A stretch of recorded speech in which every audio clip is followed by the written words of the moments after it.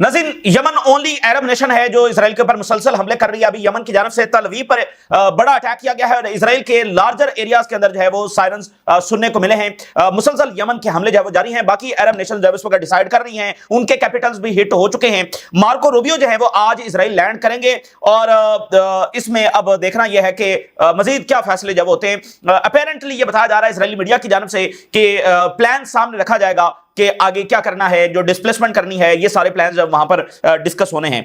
और जो कतर की लीडरशिप है वो वाशिंगटन के अंदर है, वहां पर उसकी मुलाकातें हो रही हैं और कल के रोज जो है फैसला कुन मुलाकात दोहा के अंदर होगी, जहां पर तमाम लीडर्स जो है पहुंच रहे हैं और बड़े ही क्रूशल ये लम्हे होने जा रहे हैं। और कतर असेस कर रहा है अमेरिका के साथ बात करके कि किसने किसको डबल क्रॉस किया है, तो कल ताकि वो एक बड़े फैसले जो है वो ले सकें। और इस सब के दरमियान की क्वेश्चन जो है, यानी सबसे बड़ा सवाल यह है कि व्हाट्स नेक्स्ट, आगे क्या होगा, किस तरह मामला जाएंगे, क्या ये कोई मीनिंगफुल इकदाम उठाने में ये रियासतें कामयाब हो जाएंगी। और गजा के ऊपर नाज़रीन मुसलसल बॉम्बिंग होती चली जा रही है और वहां पर जो वो मुसलसल शहादतें हो रही हैं। और जो दोहा के ऊपर अटैक हुआ है, इसका वन ऑफ द मैसेज ये है कि इजराइल फलस्तीन में नहीं रुकेगा और वन ऑफ द मैसेज ये है कि तुम तो अपने आप को बचा नहीं सकते, तुम फलस्तीनियों को जब आकर क्या बचाओगे, ठीक है ना। और ये वन ऑफ द मैसेज है कि अगर तुम फलस्तीनियों को बचाने के लिए आओगे तो फिर तुम्हारे कैपिटल्स हिट होंगे, ये बात ध्यान में रखना। तो ये उसका वन ऑफ द मैसेज है और भी ज़ाहिर है कि उसकी डायमेंशंस हैं। लेकिन चूंकि इजराइल वहां पर फलस्तीनियों को डिस्प्लेस करने जा रहा है, जिसका लाजमी नतीजा यह है कि अरबों को इजराइल के साथ जंग छेड़नी पड़ेगी या कोई बड़ा इकदाम उठाना पड़ेगा। उसकी बुनियादी वजह क्या है, ऐसा क्यों होगा, अभी तक अगर ऐसा नहीं हुआ तो फिर डिस्प्लेसमेंट के ऊपर जंग क्यों हो जाएगी।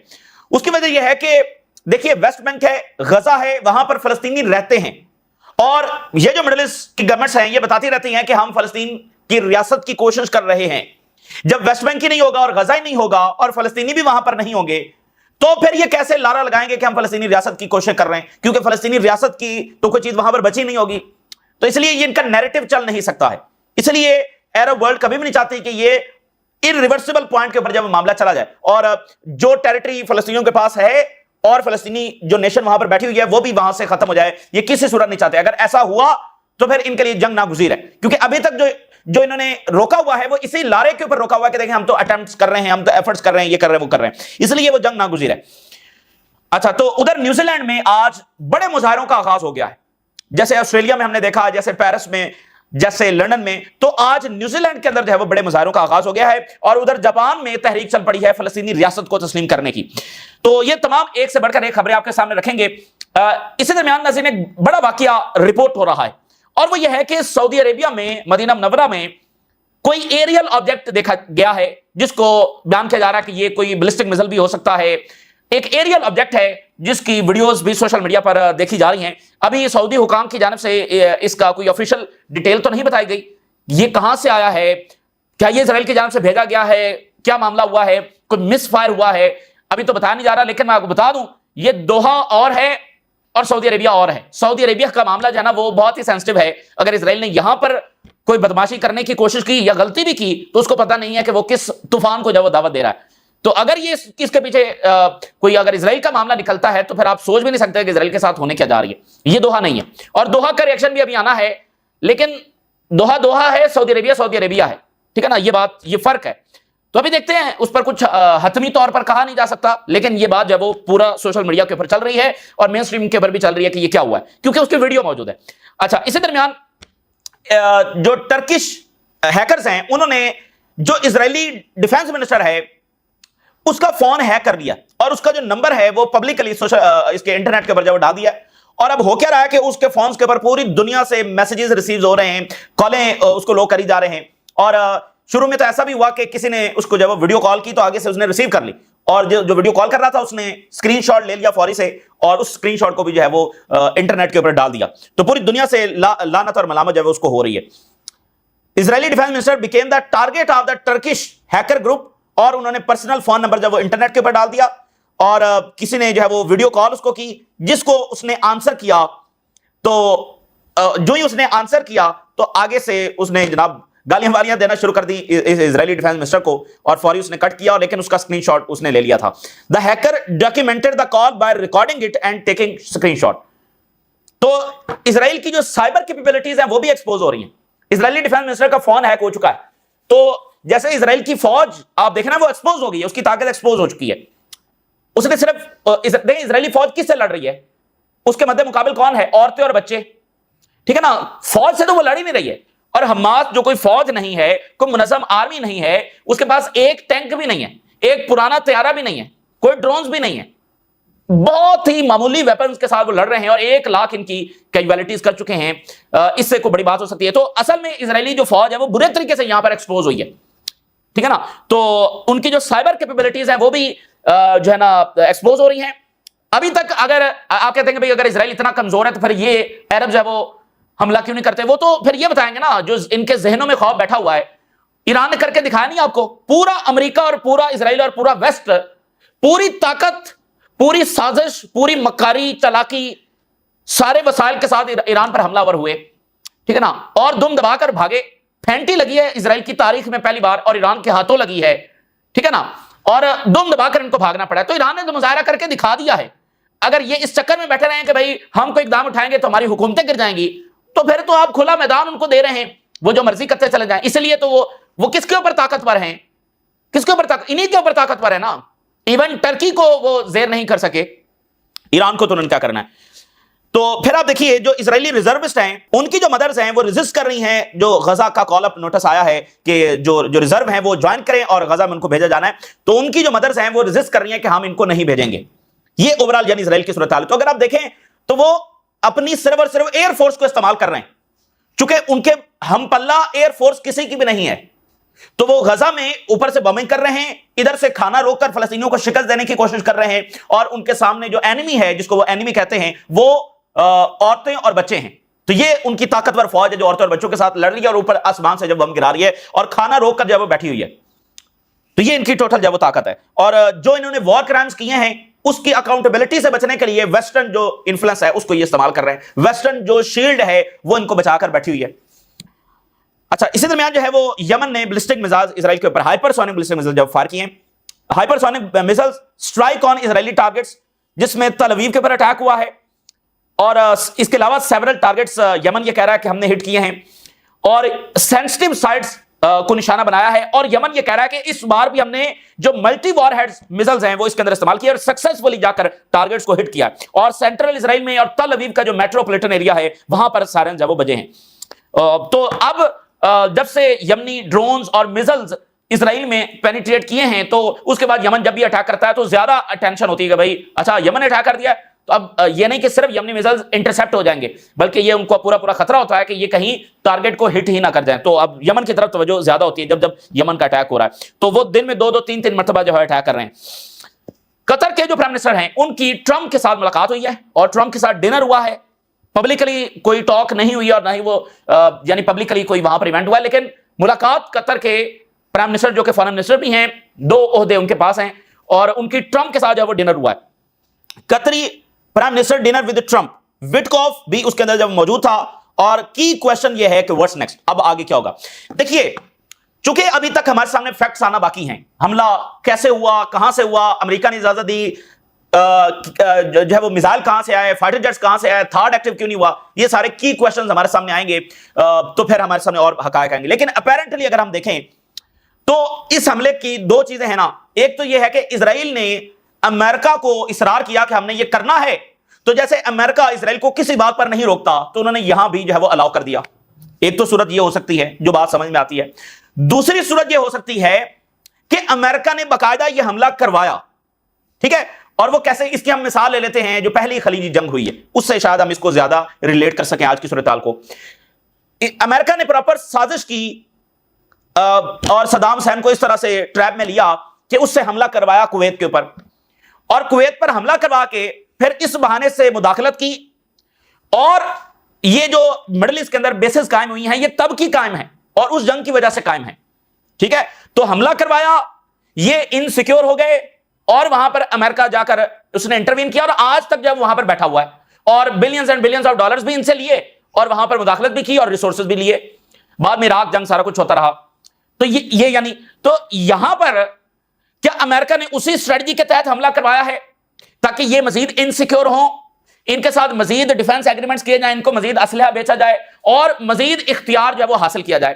کیونکہ امریکہ عربز کو یہ پریشرائز کر رہا ہے کہ وہ چائنا کو آؤٹ کریں مڈل ایسٹ سے، لیکن عربز امریکہ کے کلوز ترین اتحادی ہونے کے باوجود، اور نمبر 1 اتحادی وہ امریکہ ہی کو مانتے ہیں، لیکن وہ چائنا کو آؤٹ کرنے کے لیے تیار نہیں ہے کسی صورت. اور اس کا سب سے بڑا ایویڈنس یہ ہے کہ سعودی عربیہ اور امریکہ کے درمیان جو ڈیفنس ایگریمنٹ ہو رہا ہے اس میں امریکہ یہ بات شامل کرنا چاہتا ہے کہ چائنا کو آؤٹ کرے سعودی عربیہ. سعودی عربیہ وہ بات ماننے کے لیے تیار نہیں ہے، باقی ہر شرط ماننے کے لیے تیار ہے، لیکن چائنا کے معاملے کے اوپر ریزسٹ کر رہا ہے. تو یعنی امریکہ کی وہ ہر بات مانتے ہیں، لیکن جو امریکہ یہ کہہ رہا ہے کہ چائنا کو آؤٹ کریں، یہ بات وہ ماننے کے لیے تیار نہیں ہے. اور وہ اس لیے ماننے کے لیے تیار نہیں ہے کیونکہ وہ امریکہ کو جانتے ہیں اور جان چکے ہیں بہت زیادہ، تو وہ سارے انڈے ایک ہی ٹوکری میں نہیں ڈالنا چاہتے کہ وہ بالکل امریکہ کے رحم و کرم کے پر جب وہ آ جائیں. چائنا کو چھوڑنے کے لیے تیار نہیں ہے. ابھی ریسنٹلی 1-2 مہینے قبل MBS نے یہ سٹیٹمنٹ دی تھی کہ دنیا امریکہ کے بغیر تو چل سکتی ہے لیکن چائنا کے بغیر نہیں چل سکتی ہے. تو ہم دیکھ رہے ہیں کہ ایشیا میں جو اصل جنگ ہے وہ تو چائنا کے خلاف ہے. تو مڈل ایسٹ میں امریکہ یہ چاہتا ہے کہ چائنا کو آؤٹ کریں، لیکن عربز اس کے لیے تیار نہیں ہے. تو 2 صورتیں ہیں، ایک تو اسرائیل نے یہ حملہ چاہا، امریکہ نے الاؤ کر دیا. دوسری صورت یہ ہے کہ امریکہ نے یہ حملہ کروایا اور عربوں سے مزید چیزیں منوانا چاہتا ہے. وہ چائنا بھی ہو سکتا ہے، وہ کچھ اور چیزیں بھی ہو سکتی ہیں. تو یہ ابھی چیزیں ہمارے سامنے آنا باقی ہیں. تو جو اصل انٹینشنز تھیں جب وہ ہمارے سامنے آئیں گی تو پھر ہم زیادہ تعین کر سکیں گے معاملات کس طرف جائیں گے. اگر اس کا نتیجہ یہ نکلتا ہے کہ قطر مزید ڈیفنس ایگریمنٹس امریکہ کے ساتھ کر لیتا ہے، مزید اسلحہ خریدنے کی بات کر لیتا ہے، تو اس کا پھر مطلب یہ دوسری صورت ہوگی کہ امریکہ نے یہ خود حملہ کروایا. دیکھیں یہ بات تو کلیئر ہے کہ امریکہ کی مرضی سے ہوا ہے، لیکن مرضی سے مراد کیا اسرائیل کو یعنی اسرائیل کو بس الاؤ کر دیا یا خود کہا کہ حملہ کرو؟ 2 مختلف صورتیں ہیں نا. پتا تو ان کو تھا، ان کی مرضی سے ہوا، لیکن انہوں نے خود انیشیٹ کیا یا اسرائیل نے بس کہہ دیا تو انہوں نے مان لیا. تو اگر اس کا نتیجہ یہ نکلتا ہے کہ قطر مزید ڈیفنس ایگریمنٹس کر لیتا ہے اور خلیجی ریاستیں مزید ڈیفنس ایگریمنٹس امریکہ سے کر لیتی ہیں، تو پھر اس کا مطلب یہ دوسری صورت ہے. ٹھیک ہے نا.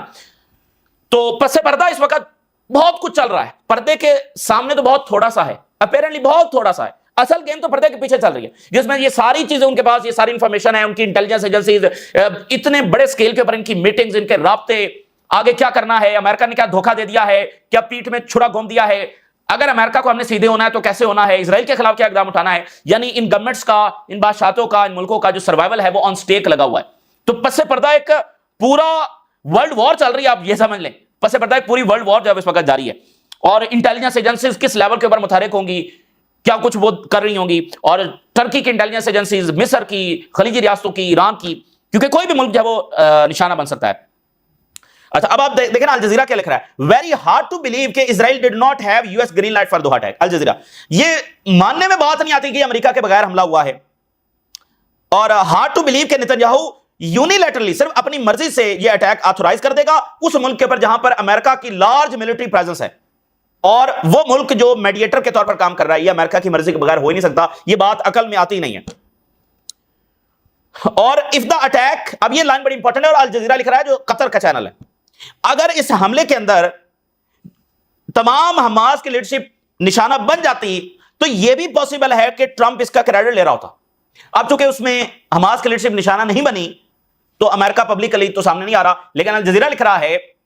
اب دیکھیں نا جیسے ایران میں دیکھیں پہلے ٹرمپ کیسے کہہ رہا تھا تہران کو خالی کر دو، ٹھیک ہے نا، اور اب ان سے بات چیت نہیں ہو سکتی، ہم توڑ کے رکھ دیں گے ایران کو، اس کے کئی حصے کر دیں گے، اس کی لینگویج چیک کریں، اور آخر میں کیا اچانک سے ثالث بن گیا، اچانک سے تھرڈ پارٹی بن گیا کہ میں تو مصالحت کروانے والا ہوں، ہم تو تھرڈ پارٹی ہیں، اور یہ اسرائیل اور ایران کی جنگ ہے. تو یہاں پر بھی یہ ٹرمپ جو ہے وہ کریڈٹ لے رہا ہوتا کہ دیکھیں میں نے حماس کی لیڈرشپ کو جب نشانہ بنایا، لیکن چونکہ مس ہو گیا تو پھر امریکہ نے فوری جب اس میں سے اپنے آپ کو نکال لیا. تو کس نے کس کو ڈبل کراس کیا ہے، عرب ریاستیں امریکہ کے بارے میں اب کیا سوچ رہی ہیں، یہ ہمیں کل تک واضح ہو جائے گا جب وہ اقدام اٹھائیں گے. کل یعنی بہت بڑا اجلاس ہو رہا ہے، سنڈے اور منڈے 2 دن یہ جاری رہے گا، اور آج جو مارکو روبیو ہے وہ اسرائیل پہنچ رہا ہے. تو یہ 2 پیرلل چیزیں ہوں گی. مارکو روبیو بھی 1 سے 2 دن جب اسرائیل میں رہے گا اور کل وہاں پر میٹنگ ہو رہی ہوگی. تو یہ اپنی پلاننگ کر رہے ہوں گے، اور وہ اپنی پلاننگ کر رہے ہوں گے فلسطین کے حوالے سے، اپنی جو سیکورٹی ہے اس کے حوالے سے. اور ذرا دیکھیے خبر کیا آئی ہے، حماس کے جو چیف ہے جن کو نشانہ بنانے کی کوشش کی اسرائیل نے، خلیل الحیا، انہوں نے اپنے بیٹے کا جنازہ خود پڑھایا اور قطر ہی کے اندر پڑھایا ہے. خلیل الحیا قطر ہی کے اندر موجود ہے اور اپنے بیٹے کا جنازہ انہوں نے پڑھایا ہے. حماس چیف خلیل الحیا نے فیونرل لیڈ کیا for his son in Doha. اور اسپیشل ارینجمنٹ اس کے لیے کیا گیا تھا, ہائٹنڈ سیکورٹی ارینجمنٹس ہوئے, اور یہ قطر کے اندر ہی پڑھایا گیا. اچھا, اس سے ہم ایک اور چیز سمجھ سکتے ہیں. ایک سٹوری ہم نے آپ کے سامنے یہ رکھی تھی کہ مصر, ترکی اور ایران کی جو انٹیلیجنس ایجنسیز ہیں انہوں نے موساد کے اوپر نظر رکھی ہوئی تھی, اور انہوں نے قطر کو چپکے سے یہ بتا دیا تھا کہ امریکہ اور اسرائیل کے اوپر ٹرسٹ نہ کرنا کوئی بڑا واقعہ ہو سکتا ہے. لیکن ایگزیکٹ کب ہوگا اور ہوگا بھی یا نہیں ہوگا یہ تو کچھ کہا نہیں جا سکتا تھا, لیکن انہوں نے خبردار کر دیا تھا. تو اس کا مطلب یہ ہے کہ اگر خلیل الحیا کا بیٹا وہاں پر شہید ہوا ہے تو اس کا مطلب ہے کہ ان کو ایگزیکٹلی نہیں پتا تھا کہ حملہ کب ہونا ہے. ٹھیک ہے نا, خبردار تو ان کو کر دیا گیا تھا لیکن ایگزیکٹلی نہیں پتا تھا, وگرنہ خلیل الحیا اپنے بیٹے کو اس لوکیشن کے اوپر کیوں بھیجتے. ٹھیک ہے نا, تو اس کا مطلب یہ ہے کہ یہ ٹرسٹ کر رہے تھے کہیں نہ کہیں امریکہ کے اوپر کہ یہ حملہ نہیں ہوگا. ٹھیک ہے نا, تو اس لیے خلیل الحیا کے جو بیٹے ہیں وہاں پر گئے, وہاں پر موجود ہے, وگرنہ وہ موجود کیوں ہوتے. تو ابھی یہ ساری جب پکچرز ہمارے سامنے آئے گی نا, اصل فیکٹ آئیں گے, امریکہ تھا نہیں تھا, کیسے کہاں سے حملہ ہوا, تو یہ ہمیں مزید کلیئرٹی آئے گی, اور معاملات کس طرف جائیں گے وہ بھی کلیئرٹی آ جائے گی. فرانس, جرمنی اور برطانیہ نے جوائنٹ سٹیٹمنٹ جاری کرتے ہوئے دوحہ پر جو حملہ ہے اس کو کنڈیم کیا ہے. انہوں نے الگ الگ بھی کیا لیکن آج جوائنٹ سٹیٹمنٹ جاری کیا, لیکن اس میں جو جرمنی ہے اس کی اس سے پہلے یہ سٹیٹمنٹ آ چکی ہے کہ اسرائیل کے ساتھ جو ہماری سپورٹ ہے ویسی جاری رہے گی, دوحہ حملے سے فرق نہیں پڑتا, لیکن ہم کنڈیم کرتے ہیں. یہ بھی عجب منافقت ہے. اور جرمنی کو آپ دیکھیے, پچھلی سینچری میں اس پر الزام لگتا ہے کہ اس نے 2 عالمی جنگیں چھیڑی ہیں, اور اس سینچری کے اندر آپ اس کا کردار چیک کر لیں. اب آپ ذرا دیکھیں نا کہ جرمنی کا کردار, اس میں وہ کہتے ہیں کہ جینوسائیڈ انہوں نے کی ہے. پچھلی سینچری میں ان پر یہ الزام لگاتے ہیں اسرائیلی کہ انہوں نے جینوسائیڈ کی ہے, اور اس سینچری کے اندر وہ جو اسرائیلی جینوسائیڈ کر رہے ہیں اس کی یہ حمایت کر رہے ہیں. تو یہ کریڈٹ پھر جرمنی کو جاتا ہے کہ اس نے ایک سینچری میں, یعنی 1945 سے لے کر ابھی تو 2025 ہے, تو ایک سینچری بھی نہیں بنی, تو 80 ایئرز کے اندر دوسری جینوسائیڈ کرنے کا پھر کریڈٹ بھی ان کو جاتا ہے. تو جرمنی کا کردار جو ہے وہ بڑا ہی افسوسناک ہے. تو امریکہ اور جرمنی 2 سب سے بڑا سپورٹر ہیں جو کچھ اسرائیل کر رہا ہے. 20,000 لوگ جو ہیں وہ پروٹیسٹ کے لیے نکلے ہیں نیوزی لینڈ کے اندر, کیپٹل کے اندر, اور سیز فائر کی جو وہ ڈیمانڈ کر رہے ہیں. ایک بہت ہی پینفل خبر جو ہے وہ آپ کے ساتھ شیئر کرتے ہیں آخر میں, اور یہ بہت یعنی بڑی خبر ہے اور بہت ہی پینفل خبر ہے. جو فارمر اسرائیلی آرمی چیف ہے اس نے یہ ایڈمٹ کیا ہے, پہلی بار 2 لاکھ کے قریب لوگ مارے گئے ہیں, یہ زخمی ہوئے ہیں, اور رپورٹس کے مطابق یہ جو 2 لاکھ ہیں اس میں 70% عورتیں اور بچے ہیں. اور اسرائیلی آرمی چیف نے کہا کہ from the day 1, from the first minute ہم نے پہلے سے ڈیسائیڈ کیا ہوا تھا کہ ہم نے غزہ میں جا کر کیا کرنا ہے.